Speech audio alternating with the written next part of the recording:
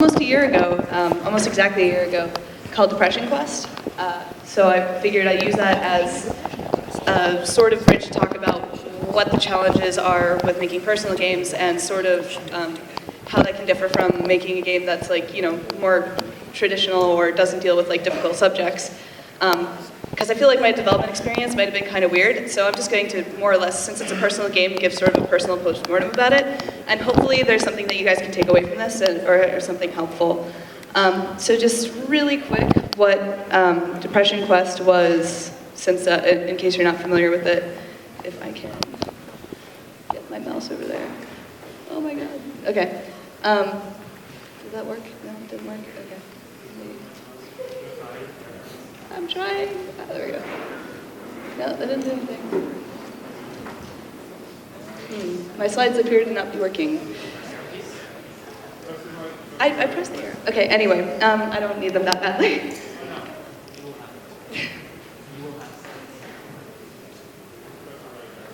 So anyway, while we're figuring, I think you might have to minimize it and reopen it because it might have not updated because it was old.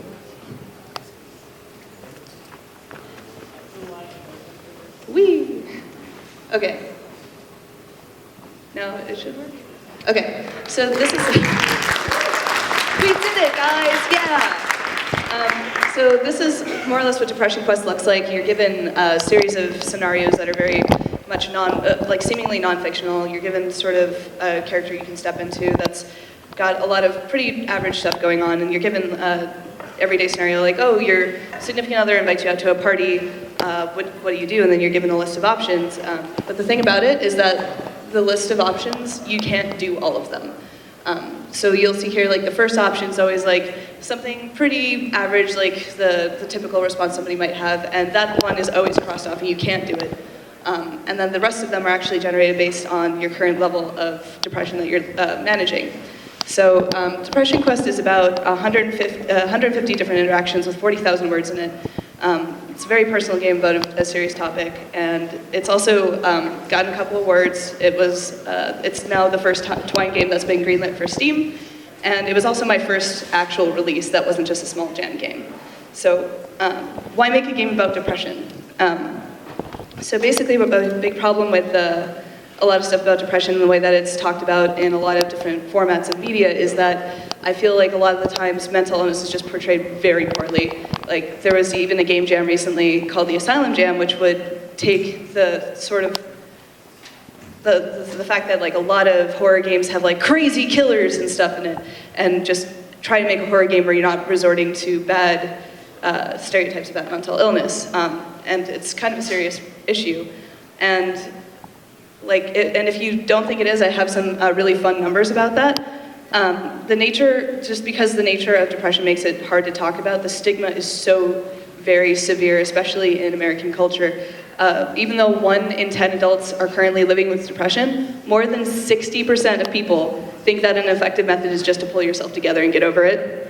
And more people would rather tell employers that they had committed a misdemeanor and served jail time than have ever admitted to seeking out psychiatric care. And that's CDC numbers, so that's not even just like a Huffington Post poll.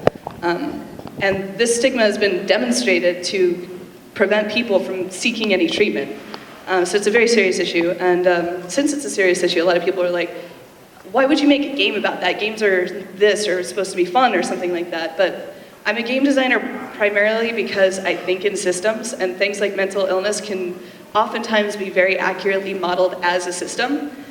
And this is sort of a really good way to take something that's sort of nebulous and hard to explain, especially for the sufferers of depression that are having a hard time talking about it and feel like they shouldn't even bother because maybe it's, you just don't want to be seen as whiny and all that stuff, and being able to give it a coherent demography by necessity. So there's even this, just making yourself finish it is so difficult since it's a game and like stuff is sort of nonlinear and things can turn out in a variety of ways. Like I was writing all of these, like if you had reached out to your partner and been honest with them and they had tried to support you through this. I was writing this really supportive fictional character while my own relationship was collapsing around me. And like that is gut-wrenching, but it's honest. Like, and you can use that then. Like, don't be afraid to use that and put that in there. Just, if it's personal, just don't hold back. Like, do not hold back in terms of how honest you want to be. Like, it's really important, and I don't think it would have turned out as well if I had flinched. And then you end up with this issue too. Like, I had some people poking around in the source code, and I'm like, oh crap, I think I still have some of those passages, and that didn't get actually hooked into the game where I was beating myself up. Gotta delete that. So it's like you gotta try and take care of yourself, and you gotta. In the times that you can really use it for fuel to make your game more genuine, more honest, and it's terrifying, but I feel like it's important. So I finished this thing, and then it's like, what do you do now that it's done? So when you're making personal games, a lot of the traditional paths from point A of I finished this game to point B of getting it in front of people might not necessarily apply. So one of these problems was, how do I make a trailer for an interactive fiction game about feelings? Do I just like zoom in on text and add dubstep? I don't think that works. So what I did is I ended up losing my job during this time, right around the time it was finished. I went home and I filmed a 30-second trailer of me lying in bed staring at a wall, and it just pops up, Depression Quest, coming out Valentine's Day. And I feel like even after the game is finished, all of your choices still have to reinforce what the game is. And I feel like it was stronger for that instead of just trying to do what everybody else does. I didn't know if it would work. I had no idea if it would work, but I thought it felt right, and I thought it felt true to the work's purpose. And then there's the issue like showing it at game events. Like, how do you show a quiet personal game about feelings at an event where you're surrounded by dubstep iPhone game, dubstep FPS? So we sort of took an unconventional path with that too at Boston Fig. Like I saw the floor layout, I saw that there was like more action-oriented games around me, and instead I ditched the table and I made a blanket fort. And I put 3 laptops in it. I'm like, come into the blanket fort of sadness. And in addition to that, I also got little cards printed with the URL, what the game was, like the really short pitch, like more or less what Rami was saying, stapled a thing of Earl Grey tea to the back of it and said, go home and play the game, because this is so not the setting for it. And that actually did really well. Like the fort was completely full up the entire time, and I don't think I'm going to do another conventional booth ever again. But I mean, like the staying true to your vision doesn't have to stop after you finish the game. So I shipped the thing. And now a year later, we are looking at over 800,000 unique players, several awards, and even actual therapists using this as part of the way that they help treat mental illness and showing this to the families of their patients. And apparently it's working. And I had anticipated or planned for exactly 0 of this. So it's really hard to like predict how big of an impact your personal game can have and who might need it. So it's been like both really amazing and kind of terrible at the same time, but the amazing vastly outweighs the terrible, because a lot of what you'll face, and if you release a personal game, just be prepared for it, but do not let this stop you. So you'll hear things like, this isn't what games are supposed to be. What button shoots people? Why isn't this fun? And that can really suck when you've basically spilled your guts out there and shoved it into a medium that might not get it yet, even though that's changing, constantly shifting, and it's a beautiful, amazing thing to watch. And then you've got the whole fact that it's the internet, and sometimes people are terrible on the internet. So an important thing to remember is like that this can happen, and I don't know that you can ever really fully make it not sting on some level, but I feel like if you prepare yourself and you kind of brace yourself and you have people that you can talk to about it, it'll go a lot better.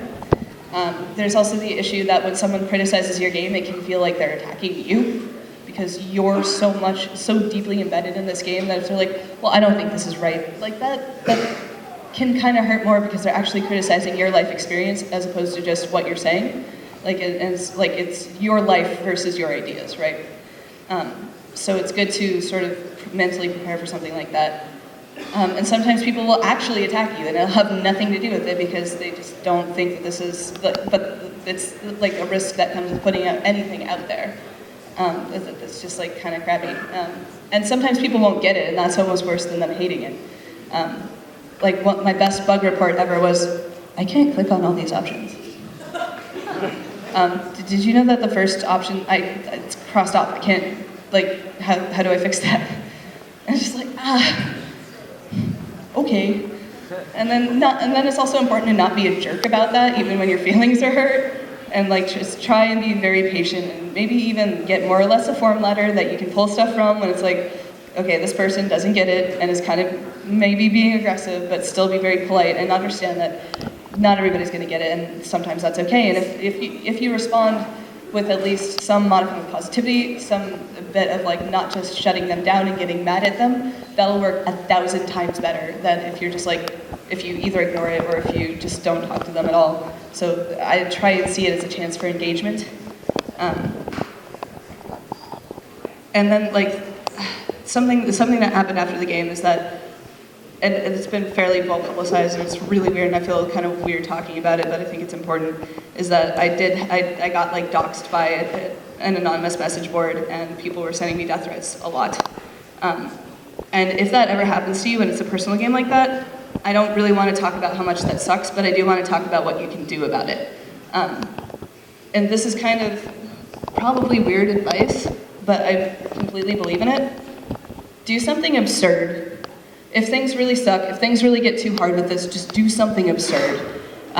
When I had to change my phone number because the harassment got so bad, I threw an Angry Bird bank off of a roof as a sacrifice to the video game gods.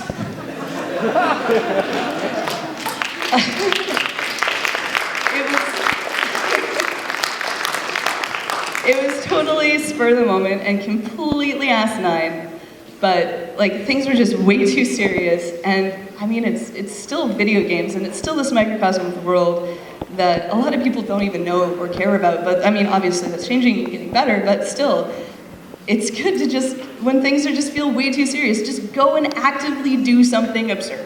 Do something completely different. Remind yourself that maybe it doesn't have to be the end of the world if you can. Another good thing you can do is, I did this with my friend who knows nothing about games, is not involved with it at all, because it's hard when you see some of your game friends when something like this is happening, or when there's a lot of media attention about it, because they don't ask, oh hey, what's up? They'll ask, oh god, I heard what happened, are you okay? And that can be kind of terrifying, and then you can't really talk about it because they've already heard all about it. You don't really want to rehash the same thing over and over. You find yourself repeating the script of what happened, and it's like you're trying to make them feel better. But if you have a friend in games who has no idea what's going on, you can talk about it like it's fresh. You can complain about the specific things that bothered you, or you can just not talk about it at all, which is kind of the best part. Another thing that really helps when people are being kind of terrible is that do something positive or helpful for someone else. This has now become my go-to way to deal with anything, anybody online, anybody being really hyper jerky about anything. When the world seems unfair and when it seems like people are terrible, the best thing you can do to combat that is live by example. Go out there and make the world better. Make it closer to what you wish it was like. And then it's so much easier to not even think about what's going on, the bad stuff that's directed your way, when you're just directing positive energy and love in someone else's direction. And that I think that also helps you just generally not let the stuff bother you as much. It's a cumulative effect. It doesn't end being helpful when you've finished doing this thing. And you can combine this with being absurd, because I have a fake OkCupid profile called Your Senpai. And I search for people who actively state, I wish Senpai would notice me on their profile, and I just send them a message that says notice. Anytime that this stuff gets really bad. It's become my go-to way to farm out positivity and sort of cheer myself up and make the internet at least a little bit better. So totally just be goofy in the face of adversity. And one of the most important things too is tell your story. Since the whole doxing thing happened, I actively decided to seek out and talk to people who used to harass and be terrible, basically, and be like, hey, I want to talk to you, no judgment. I'm never gonna judge you for it. I just want to know what changed you. What were the factors that contributed towards you not doing this awful behavior anymore? And everybody has vastly different stories, but one of the most common things is that they heard about it enough. They heard about it affecting enough people that it sort of had this cumulative thing by moving this iceberg of obliviousness by like 1 centimeter, 1 centimeter, 1 centimeter. And finally that had enough of an effect that they're like, oh crap, this is terrible, I should stop doing this. And then like another thing is too, that they got better friends. So even if the people that would be the friends that help other people not be jerks see this, it's a toolkit in their box to be able to point this and go like, look, this is a problem, this affects people. And like putting it in real terms and making it easier for people to empathize with is so important. Not just for them, but for the people who are actively living it and actively going through it. Seeing that someone else out there gets it and that maybe you have someone to talk to is huge. So absolutely don't stop talking about it. Like I know people will complain about that sort of, like, oh, why are you being so negative when you're just saying things that have happened? But it's important, and it actually really, really helps through my completely unscientific research of talking to people. I pressed the wrong button. Okay, so then the other thing is you're going to have a lot, like, I feel like everybody sort of prepares for failure when launching a game. Like you always think about well, what if it doesn't do well, what if it doesn't do that? But I think it's also really important to prepare for your success if it happens, how to properly manage that, how to manage your impact. And something that I'm still working on that I kind of have learned from talking to others is when somebody says your work matters to them, don't talk badly about your work if they were moved by it. Because you're really, like, I feel if you make stuff, you're probably similar in that you look at something and you see everything that's wrong with it. You see everything that you wish you did differently, and that's what you focus on, that's a lot of what you remember. The person who is moved by that doesn't see that, or at least they don't see it in that way. And when they reach out to you, like I've been on the other side of it too, telling somebody who you don't know that something that they've done meant something to you is kind of scary. So I feel like it's again, something I'm working on too, so it's hard, but it's important to instead be like, oh, it's not that great, just say thanks. Say thanks, that really means a lot to me, because if you're anything like me, it probably does. Be prepared for, if you're releasing a personal game, for people telling you their stories back, and this was like the coolest thing. I put this out there, not thinking anybody would see it, and that maybe if someone did it meant something to them, that maybe they would feel like somebody got it. What I didn't expect was opening that dialogue. I got that back. I had all these people, all these emails, telling me these stories that of how they got through stuff, or like how the game helped them. And a side effect of making something like this is sometimes you're going to tear up on public transportation if you check your Gmail, because like it's like the best side effect, and that's why any of the online stuff, the bad stuff, that doesn't matter. Like you can take 500 people that will just use slurs at you to act like a jerk. And then like one person be like, yo, your game got me to go talk to somebody, your game got me into therapy. I've had a couple people, and I still cannot process this, say, your game got me to not kill myself. And it's also important to manage that too, and be like, no, you did that. I'm happy that I could have helped to be a catalyst. Like, don't turn into an arrogant jerk about it, but like, make sure that you sort of empower these people that were moved by it too, and remind them that it's them. They're the strong ones. Getting back what I had hoped to put out there was in like tenfold. Like it is still mind blowing, and I feel completely honored and humbled by it. I had not anticipated that maybe this would help me through my own stuff, and it massively has. Like I'm doing so much better now, and a lot of it is due to this game. If people tell you that the experience that you put out there is very different from theirs, and that they don't feel it reflects their experience, you don't have to be a jerk about that, and you also don't have to be hard on yourself, because I don't think it is possible to make a singular game that encompasses everybody's experiences. The best advice that you can give them, I think, or the best way to handle it, is encourage them to make a game about theirs. Encourage them to get their voice out there. Encourage them to add their voice to the conversation. Basically tell them to replace you. That's like the best possible thing you can do. And I don't want to scare anybody away from making a personal game. Like, if anything, this talk is hopefully going to do the opposite, because I believe very, very strongly in the ability of games as a medium, and the ability of games as a medium to tell personal stories and to be a tool for you to step into someone else's life, to step into someone else's shoes, and experience something you might not otherwise. And you can't possibly anticipate who might need that. who might be moved by that? You don't know. And even if it doesn't do that, you can start a very important conversation, even if you don't make like something that's highly accurate to a large amount of people, even if it's not great, you'll get people talking about it. And that's one of the coolest things, is at least start the conversation and push game. Like, it's every single person in this room, every single person everywhere has at least one story that they can tell that nobody else can. And that is so important. Your voices are absolutely important. It doesn't matter how boring you think you are. It doesn't, like, none of that matters. You are the only one who, you all have at least one game in you. I promise you. And the most important thing that I think that, like, between having like a good, strong community, doing all these things, is that you are not alone. And that's what you can do, that's what you can give to the world, and that's what the world will give you back if you do something like this. And that's about it.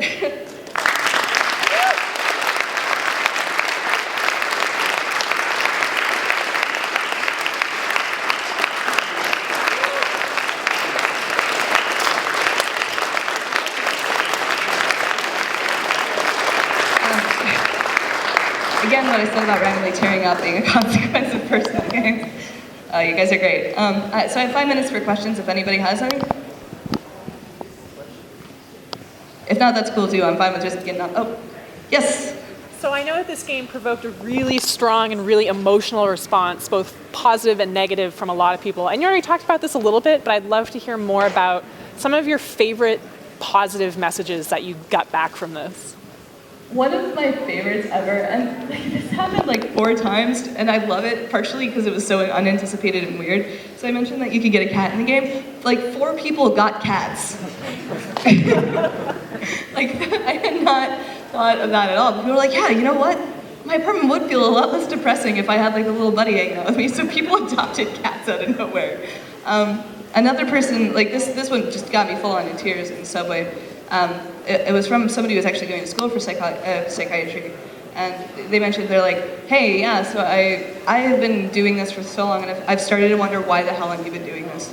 Like, I've been so bitter and frustrated with my own stuff and feeling like I can't do much and that there's no point. And then I played your game, and it reminded me, and I was gonna drop out, but now I want to do that. I want to help people too. I want to make them understand this. And I was just like, it's like this game has made me so uncool so much of the time.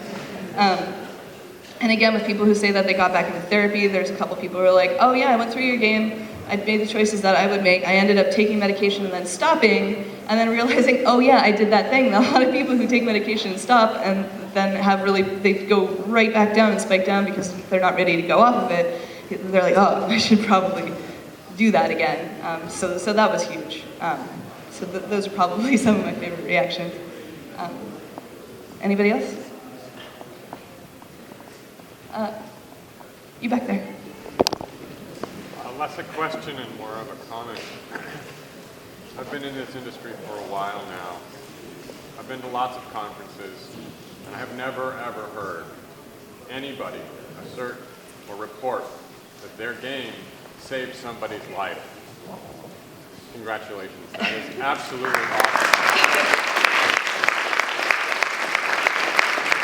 Again, that's all them. Like, that, I cannot possibly take credit for that. Like, I am beyond honored. Like, it breaks my freaking brain to think that I could even be a minor factor in them being able to get through to the next day, because I've been there and I know how hard it is. But that's all on them. And honestly, I feel honored that I have such strong players that can still get through the next day. Anybody else? I'm turning into a mess. Rami? Okay. So looking back on the project, you obviously made a lot of choices from your personal experiences and from other people's experiences.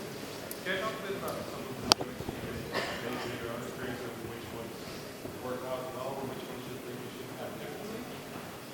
Well, a lot of the stuff that dealt with therapy and medication was not based on my experiences. I've had very little luck until actually after the game shipped in terms of I've had pretty crappy therapists. and it never worked for me. They always wanted to do stuff that, like, it was just like, oh, you're telling me things I already know, thank you, that's helpful.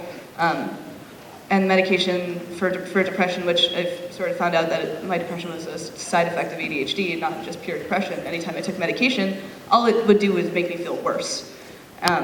And that was something that I wish I could have explored in the game, but it was just so far out of scope and would have become a whole other game. Like, that is a different game's worth of stuff, and I wanted to stay on topic. Because, like, this is, like, Depression Quest is very much like a 101 level thing. It's not supposed to be the be-all, end-all. So, like, and I feel like sometimes people are frustrated with that, so I don't know if that necessarily worked, but I think, again, that's sort of that thing where it's like, I can't possibly cover everything. So I'm just going to go with what works for a lot of people, because the flip side of it, and the good thing I like to do is, like, what if I did the opposite? Is that better? Like, what can I learn about making this choice if I do the opposite thing? And the opposite thing is to say medication doesn't work or not deal with medication at all, which that can, again, conflicts with the whole do no harm issue. So ultimately, that's sort of why I made that decision instead of going from my own experiences with that. As well as, like, having, like, the supportive family and stuff. Like, I don't have, like, most of the family in this. Like, I just have my dad, and we don't really talk about feelings ever. But giving, like, a supportive brother, like, that was all taken from, like, other people's experiences and talking with them about it. All of the love and romance stuff was actually written from my perspective and based on an amalgam of partners, both that have been supportive and not. Which is also a very interesting thing, since I leave the gender of the protagonist ambiguous. People seem to assume that you're a straight dude because you have a girlfriend, and it's like, that's interesting.